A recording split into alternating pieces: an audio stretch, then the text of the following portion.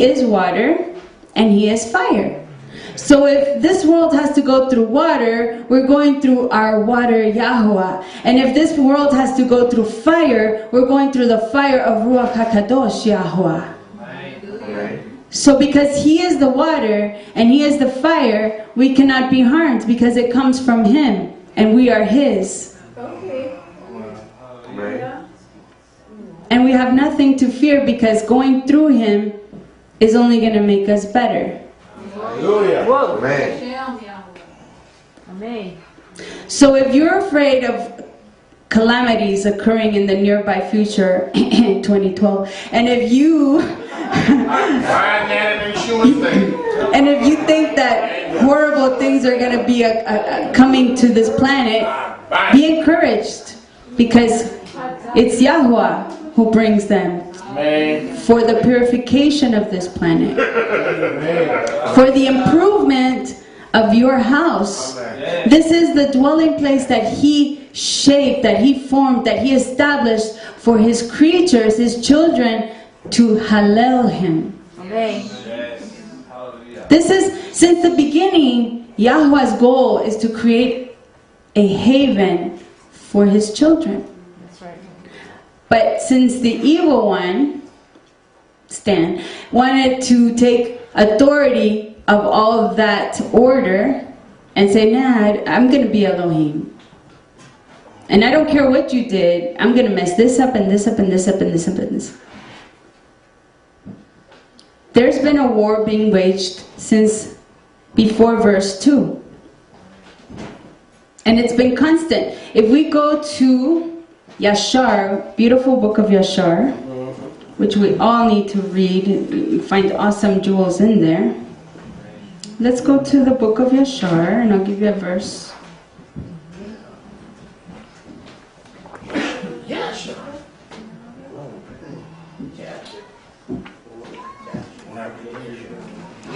Okay, let's go to chapter 2. It says, chapter 2, verse 4. And the sons of men went and they served other Elohim, and they forgot Yahuwah who created them in the earth. That's always been our problem. Other Elohim that opt up. And then it says, verse 5.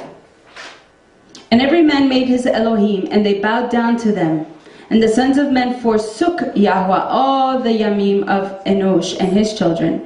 And the anger of Yahuwah was kindled on account of their works and abominations that they did on the earth.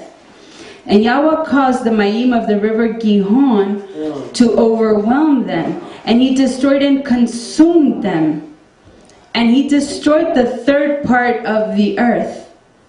And notwithstanding this, the sons of men did not turn from their evil halachot, and their hands were yet extended to do evil in the sight of Yahuwah.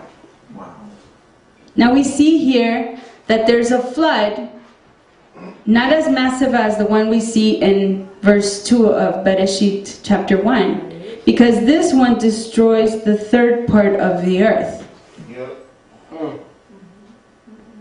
So a third part of the earth is imitating the third part of the heavens, which caused the problem in the first place. And then we continue to see verse 9. And it was when men continued to rebel and transgress against Elohim and to corrupt their ways, and that the earth also became corrupt. When the people that inhabit a place are corrupt, as we learned in Shabbat Shuvah, the earth becomes corrupt. What you do wherever you are affects your environment. If you do something bad where you are, you're contaminating the land where you're standing. And that's a big problem. In other words, what you do does affect your environment. Yes, that's true. That is so true. Then if we go to chapter 2, verse 12, it says, And Cainan knew by his wisdom that Elohim would destroy the sons of man for having sinned upon the earth. Have mercy. And that Yahuwah would in the latter days bring upon them the Mayim of the flood. This man Cainan was prophesying and had a revelation regarding the times of Noah. Yes. Then we go on to verse 19 of the same chapter, chapter 2 of Yashar, verse 19. It says, "For in those Yamim the sons of men began to trespass against Elohim, and to transgress the instructions that he had commanded to Adam to be fruitful and multiply in the earth." You see that? Wow. So they didn't want to be fruitful, and they did not want to multiply. Right. And we continue to go on. "And some of the sons of men caused their wives to drink a draught that would render them barren." Birth control.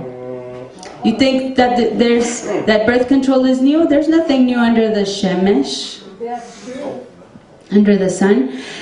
"To render them barren in order that they might retain their figures," ooh, vanity, "and whereby their beautiful appearance might not fade." These were models, beautiful ladies, and when they had children, they became a little out of shape. And the men didn't want to lose that tiferet in their wives, so they caused them to be barren. So they were glad because, of course, you know, back in those Yamim, they didn't have fear of death because they didn't die that quickly. So they thought they were going to live forever, or at least a long, long time. That's that going on now. And then if we jump to verse 36. Verse 36 says, "And the wives of Lamech listened to him in this matter, and they returned to him with the advice of their Abba Adam." These two ladies, they're Ada and Silla. These are the two wives, as we can see plural here, of Lamech. And their dad, or one of their abot, is Adam, and they go to him for advice. Adam advises his children, get yourself an Abba. Recurring theme. These girls, or these women, they're women now, they go to their Abba Adam for advice regarding what to do with their husband. That's another long story for another time. But eventually they came back and they bore no children to him, to Lamech, from that time, knowing, fearing, being paralyzed by the fear that Elohim's anger was increasing in those days, in those Yamim, against the sons of men to destroy them with the water of the flood for their evil doings. Have mercy. So here we see Yahweh creates the planets, the Shamayim and the earth. And then he finds disorder, he restores. Okay? The waters that rose up to cover all the face of the planet, they're separated and put back in order. If there's excess of waters on the earth, they're taken back to the Shamayim so that there's a firmament between them, and then the land is dried up so that new herb can come up in trees. And the environment ideal for human living is re-established. And then Yahweh puts the creatures back along with humans. But then we see that humans just don't get it. They don't understand, and they corrupt themselves in the land. And Yahweh, his anger is lit up against them, so he causes a third of the planet to be destroyed. And still they're rebellious, and still they're stubborn, and still they're sinful. And they continue on their way, so much so that these two women conclude, okay, we're done giving children to our husband because we're about to get destroyed. And isn't that the fear of even heathen or unbelievers today? No, I'm not going to have children. I don't want to bring children into this planet which has so much evil. Even they, unbelievers and people who don't know Torah, have in the back of their mind that something's not going to be the same, thank you, for a while longer, because the iniquity that they see occurring on this planet is so intense that it just can't be possible that this humanity can continue to exist. They have it in the back of their mind. Many of them practice abortion or prevention of conception because they're afraid of what will become of their children. Just like these two women. Let's say that they're righteous, but they're not doing a righteous thing by following this fear. Because in the future we see, if we fast forward, that there's a promise of Yeshua through the ark of Noah. Amen. And if these women had had righteous children, righteous sons and daughters, maybe they would have gotten a ticket in that boat, in that cruise line. So those are things for you to meditate upon, that what we read and how we see things is not how we've seen them and perceived them. That looking at things closely in the English limits us. We do need dictionaries, and yes, we do need the Strong's Concordance because we don't know Hebrew. And therefore we need to refer to these references that Yahweh has allowed us to have at this point in time. And if possible, we need to link up with Hebrew speakers who are willing to teach us Hebrew so that we may be able to really understand what's going on. And so that we can really prepare. And if there's no preparation except for what we do and how we say and how we think, Amen. we probably won't be able to gather food or run to this place or that place, but we can prepare ourselves so that we can go through that water and we can go through that fire with no problems. Amen. Amen. But the thing about here, to give you a little hope, let's go to Gilyana.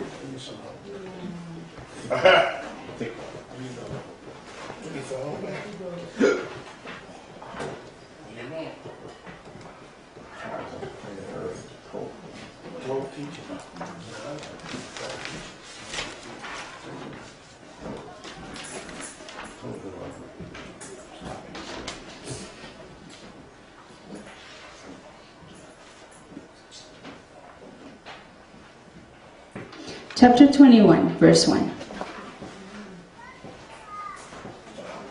And I saw a renewed Shemayim and a renewed Olam. Somebody already saw what we're going to do, where we're going to live.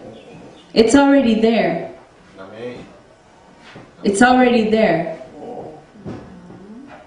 The end has been since the beginning. Amen. And all we're going through is a process. Yahweh knows the end from the beginning. Amen. And He knows the reasons why all these things are going to occur. And we don't have to fear because He is our Elohim. And once we've accepted the redemption of the Lamb, which was from the beginning, because Yeshua is not only the water and the light, but He's also the Lamb, then we can also rejoice because He saw a renewed Shemayim and a renewed world. For the first Shemayim and the first world had passed away, and there was no more sea. We have hope that this planet that is going into such a horrible state of being is going to be renewed. The war from the beginning was against the seed of man and the seed of all the creatures. The seed holds the key to perpetuity. If you mess with the seed, you mess with Yahweh. And they're messing with a lot of the seeds, if you haven't noticed. Try to go to buy some grapes with seeds, oranges with seeds, watermelons with seeds. I believe, it doesn't say so here, but it gives hints of this. That what really happened from the beginning, when Yahweh had made everything perfect, is that somebody got into the planet to corrupt the seeds. And it got to such an intense corruption that Yahweh could not stand it anymore. If it's true that there were dinosaurs on this planet, I would submit to you that those were genetically modified creatures that ran and walked on the face of this planet many, many years before Adam and Hawa. If they are true. And those myths of goat men or mermaids or things that had weird, queer, unusual forms, they probably did exist as well. They probably did exist as well. And men as we see later on, it's not so absurd and